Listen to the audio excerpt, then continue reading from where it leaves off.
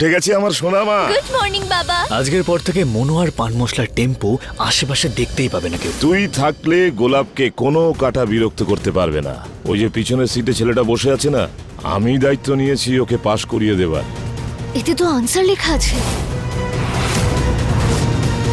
লজ্জা করে না চিটিং এ সাহায্য করতে? দেখাচ্ছি মজা তোমায়।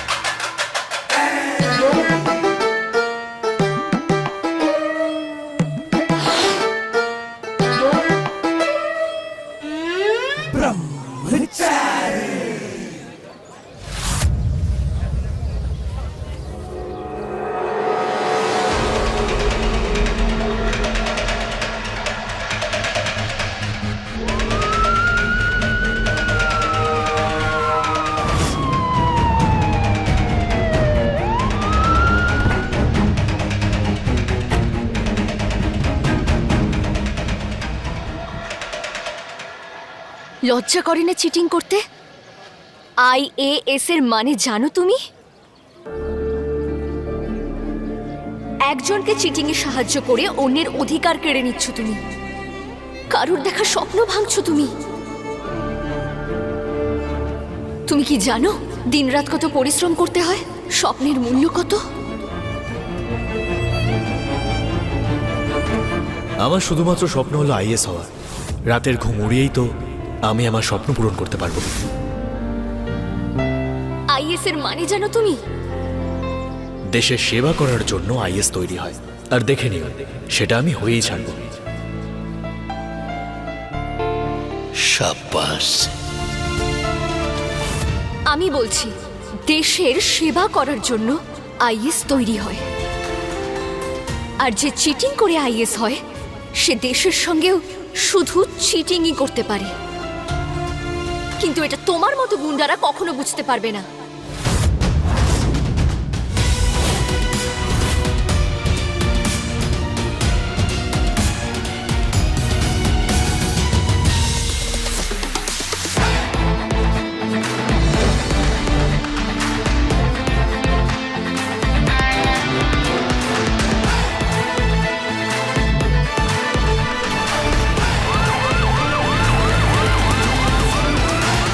তোমার বাড়ির থেকে ফোন এসেছিল, তোমার বাবার শরীর খুব খারাপ।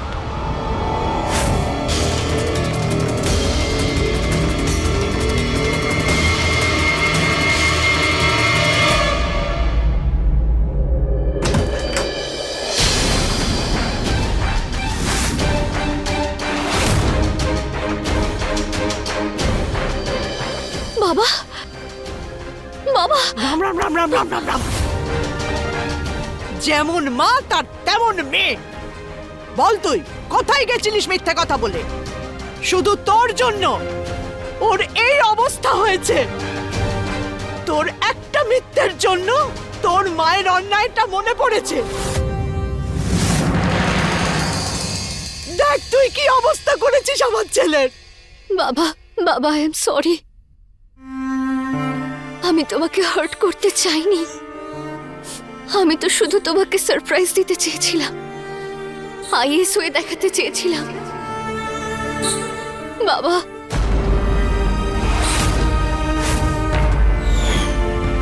মিথ্যে কথা বলা নেশাদ্রব্যের থেকেও খারাপ। একবার যে শুরু করে তখন কিন্তু মানুষের সেটা অভ্যেস হয়ে যায়। কে আপন কে পর পার্থক্য করতে পারে না। কিন্তু আমি কখনো ভাবিনি যে এই অভ্যেস আমারই ঘরে আমারই মেয়ের হয়ে যাবে। বাবা, মা, নিয়ে যাও এখান থেকে, ওকে নিয়ে যাও। চল বেরো, আর আমার ছেলেকে একটু বিশ্রাম নিতে দে। ওর প্রাণটা নিয়ে যাবি নাকি? চল বেরো এখান থেকে।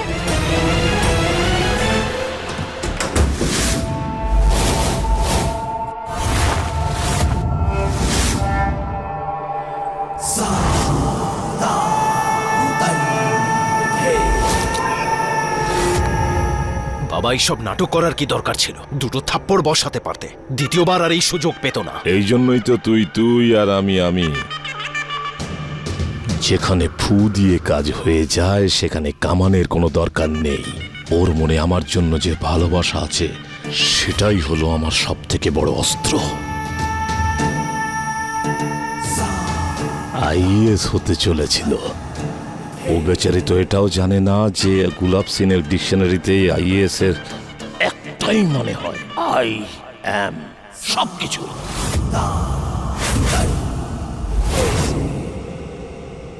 বড় ভুল করে ফেলেছি বৌদি। আজকের পর আমি বাবার ইচ্ছার বিরুদ্ধে কখনো যাব না, কখনো বাবাকে কষ্ট দেব না, কখনো মিথ্যে বলবো না। সোনামা, এই সোনামা, তুই জানিস আমি সব সময় ঈশাকে সোনামা বলে কেন ডাকি? জানিস? কেননা আমি চাই যে ও সারা জীবন সোনামা হয়েই থাকুক, যার রিমোট আমার হাতে থাকবে।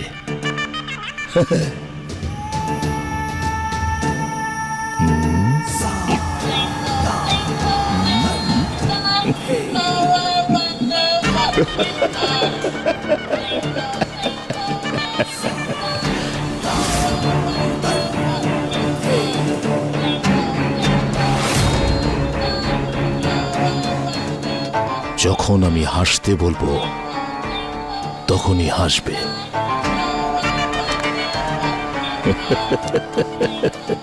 যখন আমি বলবো কাঁদতে তখন কাঁদবে। সাবাস। আর যখন কিচ্ছু বলবো না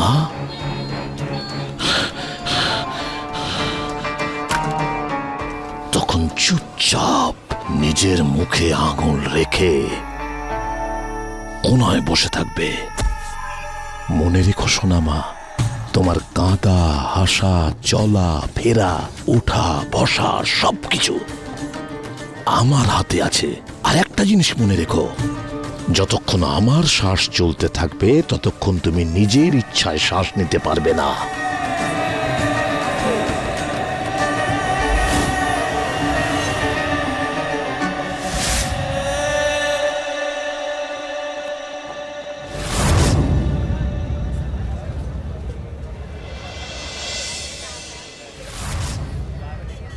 আরে ঠাকুরপো,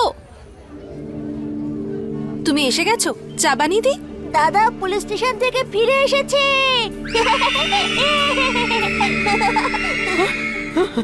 কোথায়? হে কুঞ্জ বিহারী, তোমার কৃপা বলিহারি।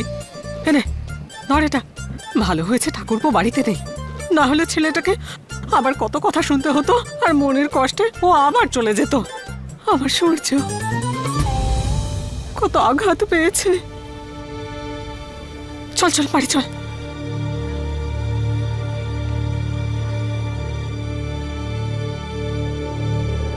আরে দাদা এসে গেছে। দাদা, তোমার তো আঘাত লেগেছে। আরে দাঁড়া বাপু দাঁড়া, বসতে দেও কি একটু। বাবা, ওই অসভ্য পুলিশগুলো তোর গায়ে হাত দেয়নি তো? আরে না জেঠিমা, তোমার সূর্যর গায়ে হাত পর্যন্ত দেয়নি ওরা। দাঁড়া, তোর জন্য জল নিয়ে আসি।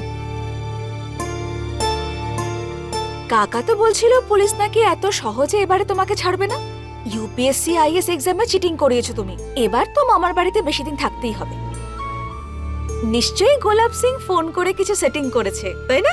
আরে না রে, এত ছোট বিষয়ের জন্য ওনাকে কেন বিরক্ত করতে যাবো আমি? হ্যাঁ, কিন্তু দাদা, তোমাকে পুলিশের লোক এত সহজে কি করে ছেড়ে দিল? আরে সহজে কোথায়, আইনের পুরো বই পড়াতে হয়েছে ওনাদের। বলতে হয়েছে যে সিআরপিসির ধারা 57 অনুযায়ী বিনা প্রমাণ ছাড়া কোনো ব্যক্তিকেই 2 ঘন্টার বেশি আটকে রাখা যাবে না। যেই পুলিশ কর্মী এরকমটা করবে তার উপর আইনি ব্যবস্থা নেওয়া হবে। তাই ব্যাস 2 ঘন্টা পূরণ হওয়ার আগেই লকআপ খুলে দিল আর আমাকে সম্মানের সাথে বার করে দিল। That's it. খুব স্মার্ট। হ্যাঁ, আচ্ছা তুমি আইন সম্পর্কে এত কিছু কি করে জানলে? পিএইচডি যে করে রেখেছি আমি ক্রাইমের উপর। পিএইচডি? দেখ, প্রথমবার যখন ভেতরে গেছিলাম তখন গ্র্যাজুয়েট, দ্বিতীয়বার যখন ভেতরে গেছিলাম তখন মাস্টার, আর যখন বারবার ভেতরে গেলাম তখন পিএইচডি। তোর দাদা আইন এতবার ভেঙেছে না, যে আইনের প্রত্যেকটা ধারা আমার মুখে লেগে আছে। ভাবছি পার্ট টাইমে উকিলের প্র্যাকটিস শুরু করে দিই, কেমন হবে? জেঠিমা, তুই একটা কথা বল বাবা, তোর নামে অভিযোগ কে করেছিল? তুই নামটা বল আমাকে।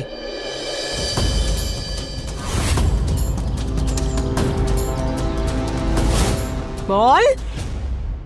আরে জেঠিমা ওসব ছাড়ো, প্রথমে তুমি আমাকে এটা বলো, তুমি বাড়িতে কি করছো এখনো? কাজে বেরোবে না তুমি? মাকে আজে বাজে কথা বলে কাজ থেকে বের করে দিয়েছে মায়ের ওই প্রিয় মহারানী। ভগবান, যদি মেয়েদের বিয়ে দেওয়ার চিন্তা না থাকতো, ওই চাকরিটা তো আমি 2 সেকেন্ডে ছেড়ে চলে আসতাম। এখনো তো আমার মনের মধ্যে ইচ্ছে রয়েছে, যখন সামনে আসবে একটা সপাটে আমি। এরকম বলে বলে না অলরেডি 200টা থাপ্পড় মেরে ফেলেছে স্বপ্নে। মা থাকলে তো শিক্ষাটা পেত, এখন তো মা নেই, শিক্ষাটা দেবে কে? এই দেখ, তোর পছন্দের তরকারি আর ডাল বানিয়েছি, খেয়ে বলতো কেমন হয়েছে? জেঠিমা, তুমি নিজের হাতে খাবার বানিয়েছো, সেই খাবার তো এমনি এমনি ভালো হয়ে যাবে, তাই না? আরে বাহ বাহ বাহ বাহ বাহ, আপ্যায়ন করছো বৌদি, ভালো করে আপ্যায়ন করো। এমনিতেও অনেক বড় যুদ্ধ জিতে এসেছে লাট সাহেব। যদি আমি চাই যে তুই আইএস হোস, তাহলে এই ঘরে শুধুমাত্র তুই আইএস হবি। আমি হলাম তোমাদের সবার ভাগ্য বিধাতা। এ সব সময় তোর সাথে থাকবে তোর বডিগার্ড হয়ে।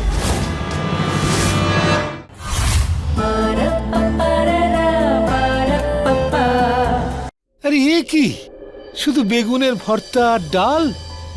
হ্যাঁ ব্যাস? আরে পায়েস টায়েস বানিয়ে দাও বেশ ভালো করে। জানি না জেলে কেউ চা খাবার কথাও বলেছিল কিনা। ঠাকুরপো, ছেলেটাকে একটু ভালো মতো খেতে দাও, এরপর প্রাণ ভরে তুমি ওকে কথা শুনিও, আমরা মাঝে পড়তে যাব না। যার বাইরের লোকের কথা শোনাটাই অভ্যেস, সে ঘরের লোকের কথা কেন শুনতে যাবে? আর শুনবেই বা কেন?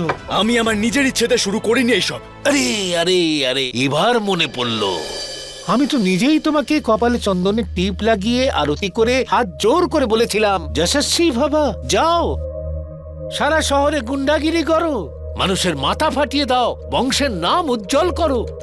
আরে লজ্জা হয়নি তোর? লজ্জা হয়নি বাচ্চাদের নকলে সাহায্য করতে? কি ভাববে মানুষ, কি বলবে? এইটাই তো বলবে, তাই না? এর বাবা না তো একে মানুষ করেছে না শিক্ষা দিয়েছে, সেই জন্য এরকম। এখন যে যা কাজ পাবে সে তুই মাঝখানে কথা বলিস না।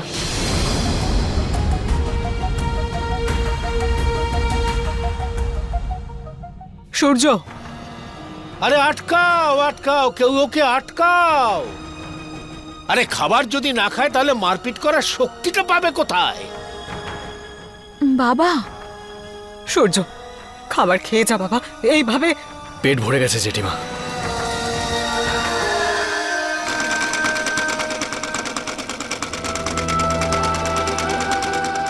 তোমার মতো ছেলে শুধু মা বাবার বাই কলেজের নয়, বরং সারা দেশের কাছেই কলঙ্ক।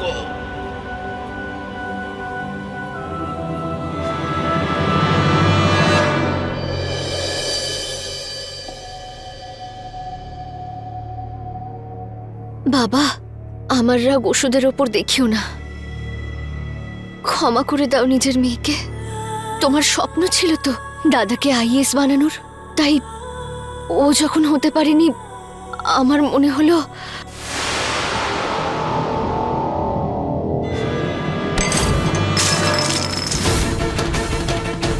ওরা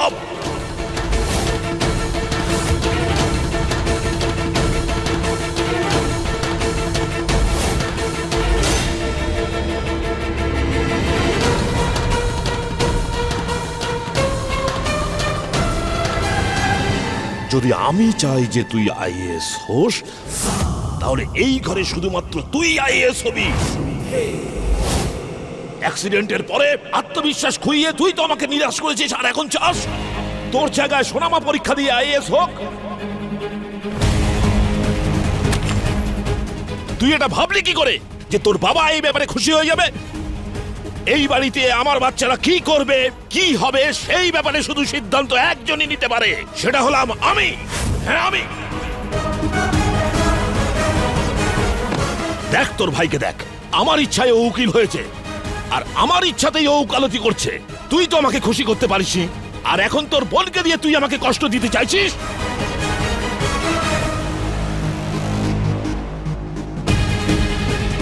আর তুই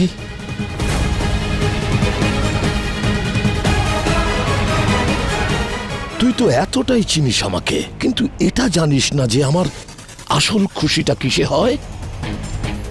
মেয়েদের কাজ হলো বাড়ি সামলানো, দেশ চালানো নয়। নারী দুটো বাড়ির সম্মান। তোকে পরের বাড়িতে গিয়ে আমাদের মান সম্মান বাড়াতে হবে, হওয়াতে নয়। এই বাড়ি গুলাব সিং এর বাড়ি। আমি হলাম তোমাদের সবার ভাগ্য বিধাতা। আমি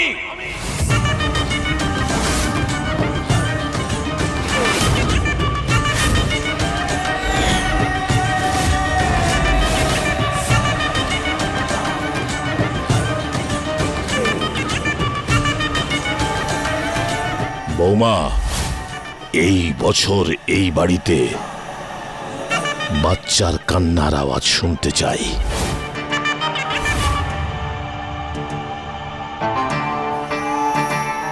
বুঝেছো?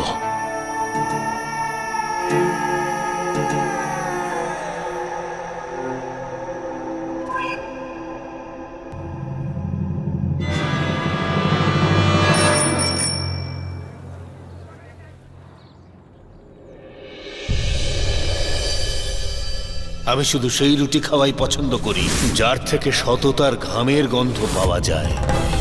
আরে লজ্জা হয়নি তোর? লজ্জা হয়নি বাচ্চাদের নকলে সাহায্য করতে? কি ভাববে মানুষ, কি বলবে? এইটাই তো বলবে, তাই না? এর বাবা না তো একে মানুষ করেছে, না ঠিক মতো শিক্ষা দিয়েছে। সূর্য, কি করছো? হ্যাঁ, এখানে পড়নি বোর্ডে কি লেখা আছে? আরে আমি তো তোমার মুখটা পড়েছি, যেখানে পরিষ্কার লেখা আছে তুমি বাড়িতে কিচ্ছু খাওনি। এই নাও, মায়ের থেকে লুকিয়ে তোমার জন্য খাবার এনেছি। আরে বিন্দিয়া, আরে আজ আমিও না তোর হাত পড়েছি, আর তোর হাতে লেখা আছে আজ বিন্দির হাতে মার খাবি। কি এখন বলিস বাড়ি গিয়ে তোর মাকে, আর বাড়ি গিয়ে না সব জানালা দরজা বন্ধ করবি যাতে সূর্যের মুখ না দেখা যায়, বুঝেছিস? আর আজকের পর থেকে যদি তোকে সূর্যের আশেপাশে দেখতে পাই, এখন তো শুধু এখান থেকে ঝোলালাম, পরের বার না ছাদ থেকে নিচে ফেলে দেবো, যা। বিন্দিয়া, কি করছো সব তুমি? এবার তুমি হবে আমার বডিগার্ড। হতেই হবে, তা না হলে এই যে তোর যে বন্ধু, ও তো কোনো কাজের না, হাতে শুধু বোর্ড নিয়ে দাঁড়িয়ে আছে, ও আটকালো না কেন? আমি না তোর জন্য কিছু নিয়ে এসেছি, ওয়েট। আমি না নিজের হাতে তোর জন্য পায়েস বানিয়ে এনেছি, তাড়াতাড়ি খেয়ে বল কেমন হয়েছে। অদ্ভুত, যে মেয়ে অন্যের সাথে ঝামেলা করে সে আমার জন্য খাবার নিয়ে এসছে। এই অন্য লোক কাকে বলছিস রে? আচ্ছা এখন তো একটু, আচ্ছা আমি খাইয়ে দিচ্ছি। আরে দূরে দূরে দূরে, ওখানে রাখো, ওখানে রাখো, আমি খেয়ে নেবো ওখানে।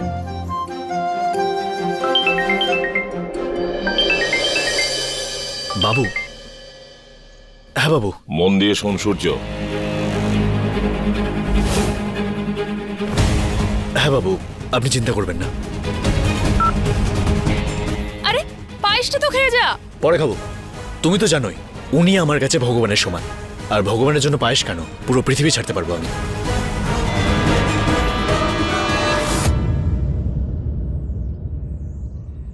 হয়তো আমি পৃথিবীর প্রথম মেয়ে যে এই ছেলেটাকে মন থেকে নিজের করে নিয়েছে। এখন আমিও দেখব কতদিনও আমাকে নিজের থেকে দূরে রাখে।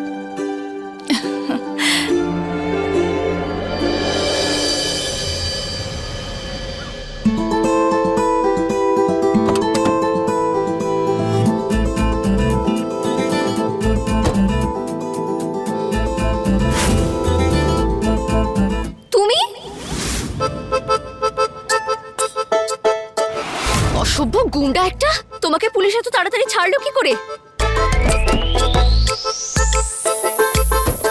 এ সব সময় তোর সাথে থাকবে তোর বডিগার্ড হয়ে।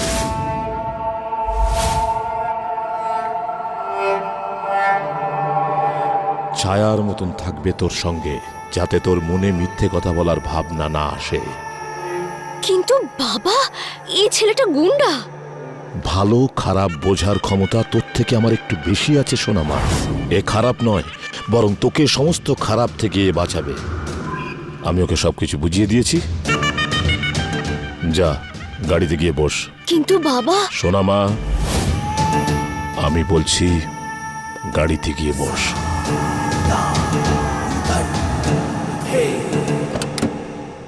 সূর্য, আমি জানি যে দায়িত্ব আমি তোর উপরে দিয়েছি তুই সেটা ভালোভাবেই পালন করবি। অনেক বিশ্বাস আছে তোর উপর আমার। এই সূর্য ভগবানের বিশ্বাস ভাঙতে পারে বাবু, আপনার কখনো নয়। সাবাস, যা।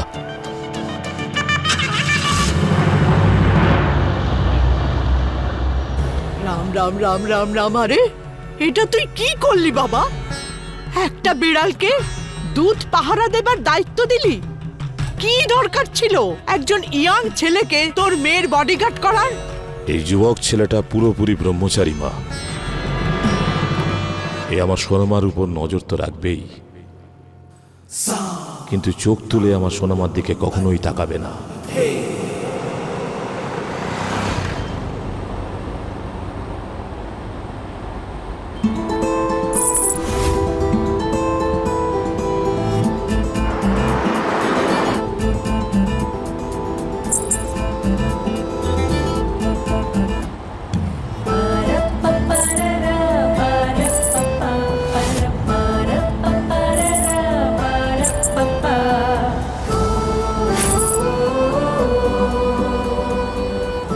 গাড়ি থামাও। কি হলো?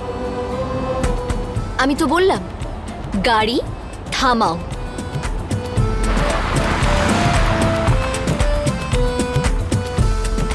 আরে কোথায় যাচ্ছেন আপনি? দাঁড়ান। আমি বলেছিলাম না, দিশা দিদি কখনো লেট করে না।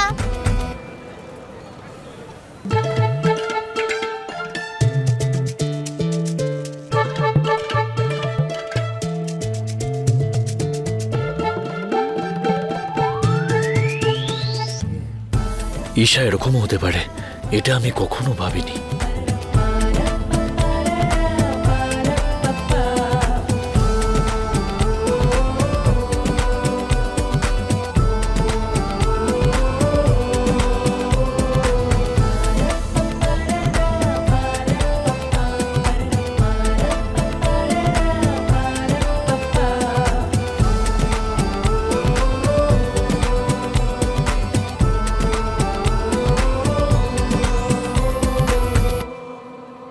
এবার কোথায় যাচ্ছেন আপনি? তোমার কি যায় আসে? তুমি আমার বডিগার্ড, একদম বস হওয়ার চেষ্টা করো না। বাবু দায়িত্ব দিয়েছেন আমাকে আপনার। আচ্ছা, এত তাড়াতাড়ি সম্পর্ক হয়ে গেল? যখন বাবা জানতে পারবে যে তুমি কত বড় গুন্ডা আর বদমাশ, তখন শুধু তুমি নয়, তোমার ছায়াকেও আমার আশেপাশে ঘুরতে দেবে না। ঠিক আছে, ওইসব পরে দেখা যাবে, এখন আপনি গাড়িতে বসুন, চলুন। তুমি কি শুনতে পাচ্ছ না? আমি তো বলছি তোমার সঙ্গে কোথাও যাব না, গিয়ে নিজের কাজ করো। সেটাই করছি আমি। আপনি চলুন, গাড়িতে বসুন। আমি কোথাও যাব না। আপনি যাবেন নাকি আমি বাবুকে ফোন করব? যাব না। আমি বলছি আপনি চলুন, না হলে আমি বাবুকে ফোন করব। এত কিসের রাগ? ও এত কষ্ট করে ফুল এনেছে রাগ ভাঙানোর জন্য। আচ্ছা তোমাদের বলছি, এক কাজ করো, বাকি ঝগড়া বাড়িতে গিয়ে করো। এমনিতেও স্বামী স্ত্রীর ঝগড়া বন্ধ ঘরে হওয়াই ভালো।